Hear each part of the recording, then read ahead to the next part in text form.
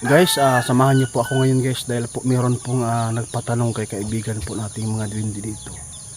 Tungkol po ito sa online no, na laro tulad po ng ML at saka yung cartoon.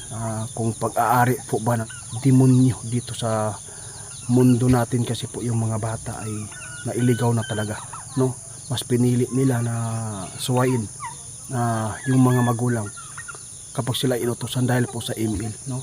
Kapag yung mga bata ngayon po, pag nakita po ninyo na naglalaro po ng email at saka yung mga matanda, maririnig po niyo kapag parang napildi, no? Tapos ang tinatawag nila iba, no? Yung demonyo talaga yung tinatawag po nila kapag sila ay, lalo na pag mahina yung net. Ngayon, tatanungin po natin guys kung pag-aari po ba ng isang pag-aari ba ng demonyo yung larong ML o cartoon. Kaya samahan niyo po ako para po ay maliwanagan po ang lahat ng mga bata. Pakinggan po niyo guys kung ano man ang ipapaabot po ni kaibigan. Nagpasalamat ako dahil po ay mayroon pong nagtatanong nito. Bro GP, dito na po tayo sa park, no? Ay tatanong na po natin yung tanong mo sa akin kung pag-aari po ba ng demonyo yung ML at saka yung mga cartoon at saka ibang mga laro po sa online. Kaya nandito po ako para po ay tugunan ko po yung ano mo, no? Sa lahat po ng mga magulang, panoorin po nyo ito.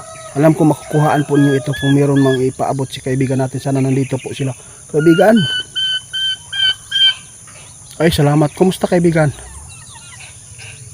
Oo, meron po akong pakay na din sa iyo kasi meron nagpatanong sa atin kung alam mo ba na yung laro ng mga bata ngayon at matanda, yung ML at saka yung iba pang mga laro, no, yung nakakabad trip kapag sila ay natalo, lalo na pag mahina yung net.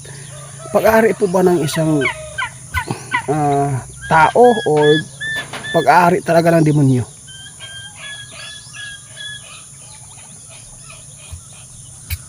Oh guys, ano na, hindi po ito gawa-gawa guys.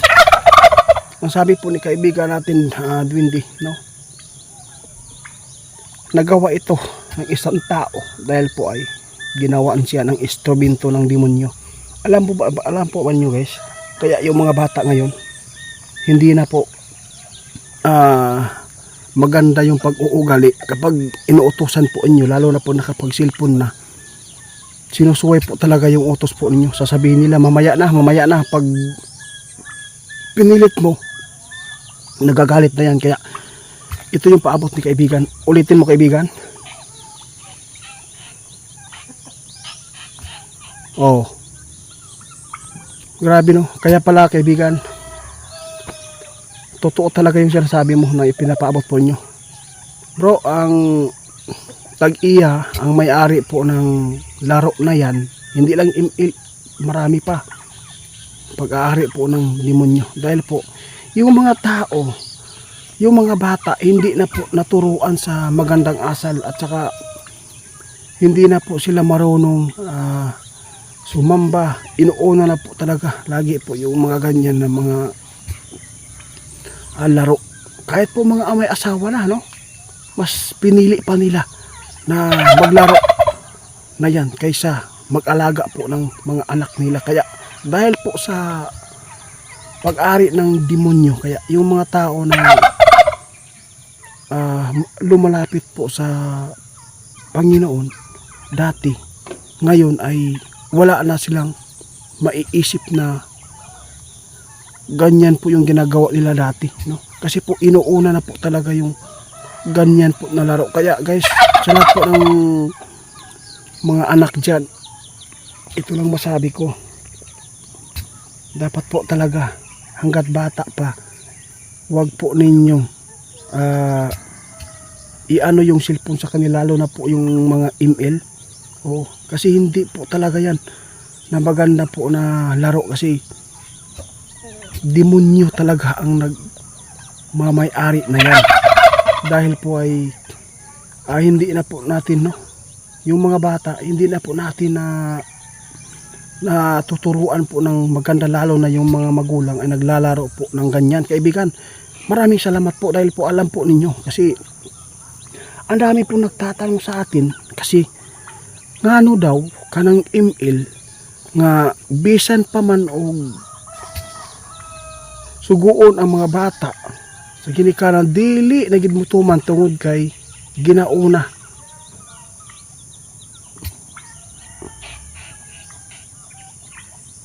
Oo, tama yan.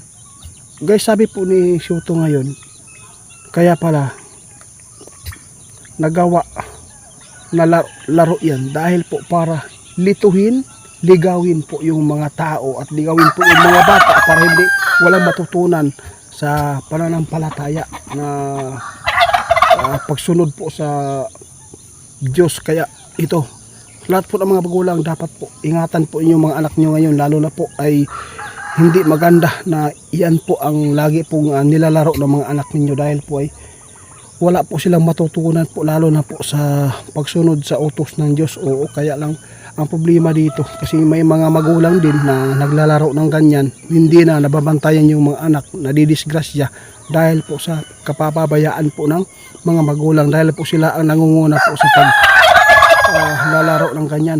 Ipaabot ko kayo, sabi ni kaibigan Big Shoto, ang nagmamay-ari, oo, ang demonyo. Di ba kaibigan? Ano po ang dapat po maiwasan dyan para hindi po sila maagaw po sa demonyo dahil po sa kanyang mga laro?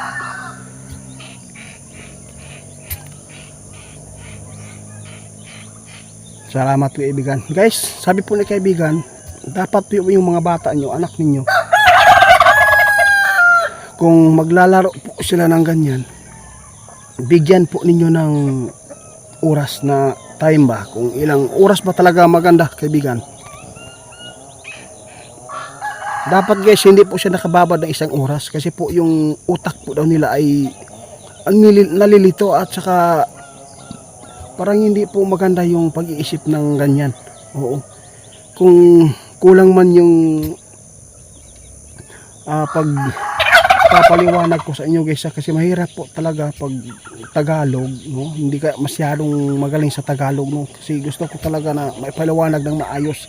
Ako na lang binisayaon no? Ang tag-iya sa dula sa ML guys, kauban pang mga dula, tag-iya anak demonyo kay nga no ha, dili na magud, wala na yung mga batasan ang mga bata karon makadungog mo na pag walang net, pag natalo sila, ang tinatawag yawa, o di ba? Yun po ang tinatawag nila. Pagkatapos, pag inuutusan po sila ng magulang nila, ay nagwawala. Oo. Nagmugot. Walang gana. Walang gana po na sila ay utusan. Dati, wala pang cellphone sa una. Pag inutusan po tayo ng mga magulang natin dati, walang mga cellphone pa dati. Tapos, bigla na lang, isang utos lang, wala na. Tayo agad para lang yun po yung magulang na tumanon ditso. Karon di na yun, lahi na yun kayo guys. Kaya binisaya lang ako, no? Para lang kuan ako paliwanag og maayo, no? Basta ang advice sa mga magulang, bigyan ninyo pa rin yung anak po inyo ng time na kung ano man ang laro nila, no? Huwag lang masyadong higpitan para hindi po sila makapag-isip ng masama.